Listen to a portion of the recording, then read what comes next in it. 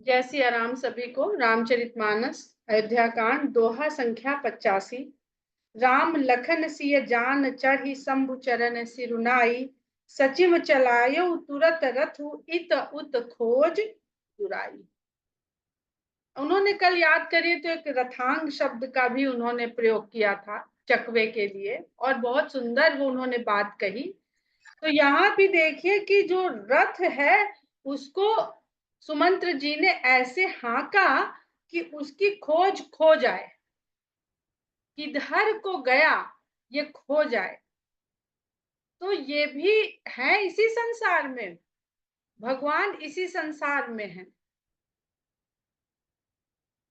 पर खोए हुए हैं। मतलब हमारे सामने चिन्ह है, उनके रथ के पहियों के चिन्ह है। ऐसा नहीं है कि चिन्ह नहीं है, चिन्ह है। और चिन्ह होते हुए भी हम उनको पा नहीं पाते हैं।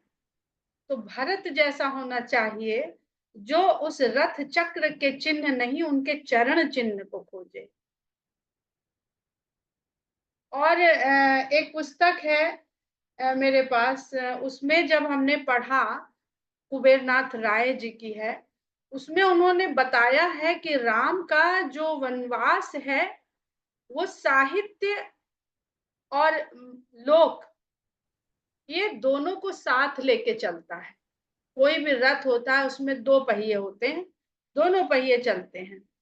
और जो ये संसार है, जो ये जगत है, आशा जी ने भी एक बार बताया कि पहले लोक संगीत है, लोक जो भी संगीत हो, गीत हो, जो भी चीज आई संसार में पहले लोक रूप में आई, फिर शास्त्र के रूप में बांधी गई। क्योंकि बांधना सांसारिक प्रक्रिया है, और लोक क्या है, जो जैसा है निकल पड़ा, आनंद की अवस्था में जैसा निकल पड़ा वैसा हो गया। कोई नियम नहीं, कोई कायदा नहीं। 10 लोग गा रहे हैं तो भी गा रहे हैं, 10 और जुड़ गए तो भी गा रहे हैं, 100 और जुड़ गए तो भी गा रहे हैं। लोकगीत की ये विशेषता है।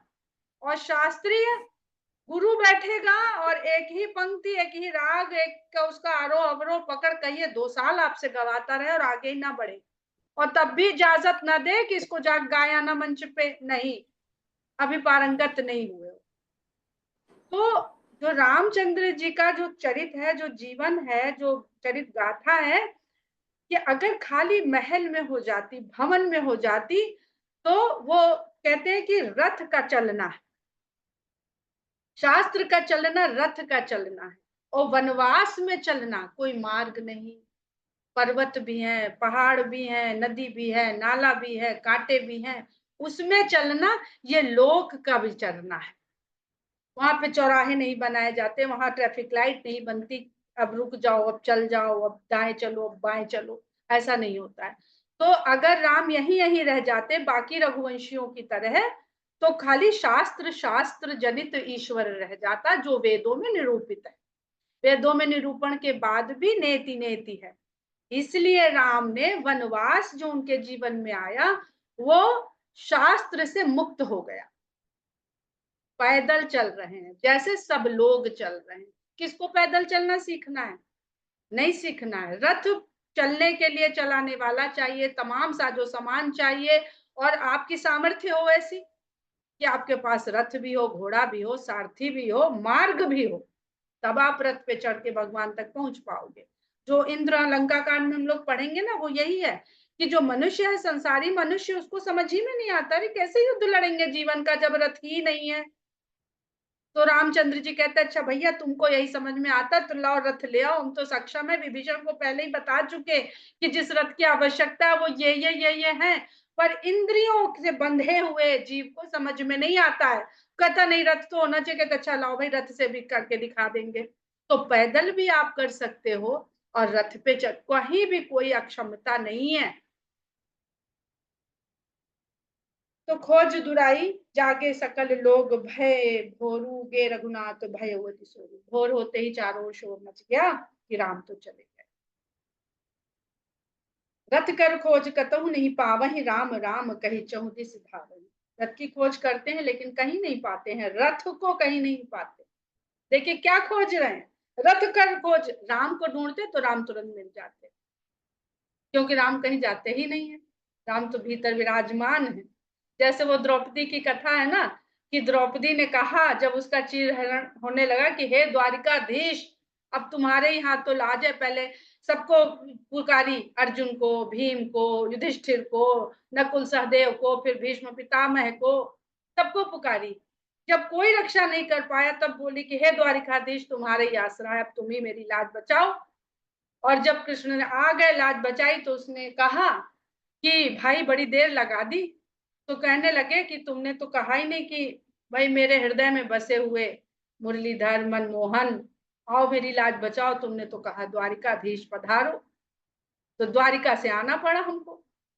तो द्वारिका से आने में कुछ तो समय लगेगा ना, तो हम ही भूल जाते हैं कि वो तो हमारे साथ साथ है।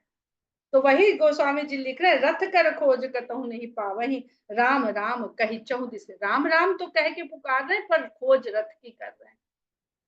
मनु बार निधि बूढ़ जहाजू, भयो बिकल बड़ बनिक समाजू। ऐसा लगता है उनका जो वेदना हो गई है, जो खो जाने का उनके शरीर में, जो उनके हाव भाव में जो भाव आ रहा है, वो ऐसा लग रहा है जैसे वणिक समाज का, व्यापारी समाज का माल से भरा हुआ जहाज डूब गया है समुद्र में।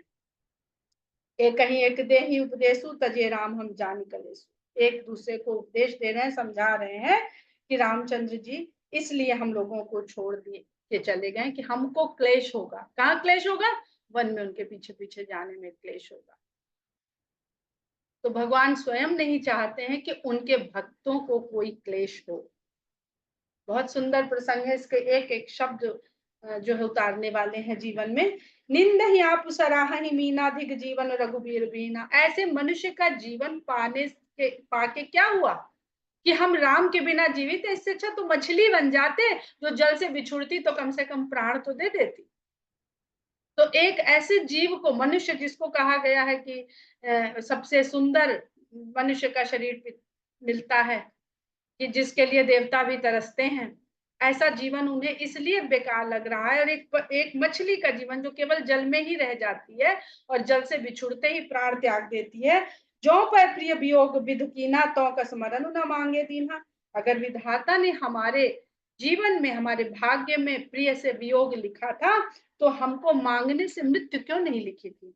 यही विधि करत प्रलाप कलापा आए अवध भरे परितापा। इस प्रकार अनेक प्रकार से प्रलाप करते हुए, कलपते हुए अयोध्या वो सब लौट आए।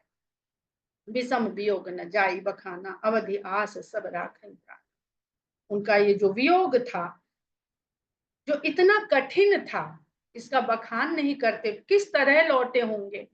इसमें बड़ी सुंदर कथा भी है किन्नरों को लेकर के। आप लोग इसको पढ़ सकते हैं कि वो आज भी उनकी राह देख रहे हैं, क्योंकि रामचंद्र जी ने कह दिया था सब नर नारी लौट जाएं, हम आएंगे तो मिलेंगे। कोई एक स्थान है जहाँ पे किन्नरों का बहुत बड़ा बस्ती है। वो कहते हैं कि हमारे लिए तो कोई आदेश ही नहीं दे गए थे, हम इसलिए आज तक उनकी प्रतीक्षा कर रहे हैं।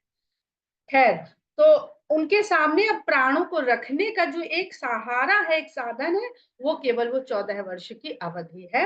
राम दरस हित नेम व्रत लगे करन, नर नारी मनोह को की कमल दीन। राम के दर्शन के लिए वो व्रत और नियम से सभी स्त्री पुरुष अपना जीवन यापन करने का संकल्प ले लिया कि अब विषय सुख जीवित रहना है, तो नियम संयम से ही हम अपना जीवन बिताएंगे। विषय भोग से वो सब विरक्त हो गए। यहाँ पे राम के मिलने का गोस्वामी जी हमको सीधा सीधा सरल एक सूत्र बता देते हैं कि राम मिलेंगे कैसे। ऐसा लगता है मानो चकवा और चकवी ने, कोक और कोकी दोनों कमल दीन विहीन तमार। तो तीन लाइट चली गई है, हम मोबाइल से जुड़ जाएंगे।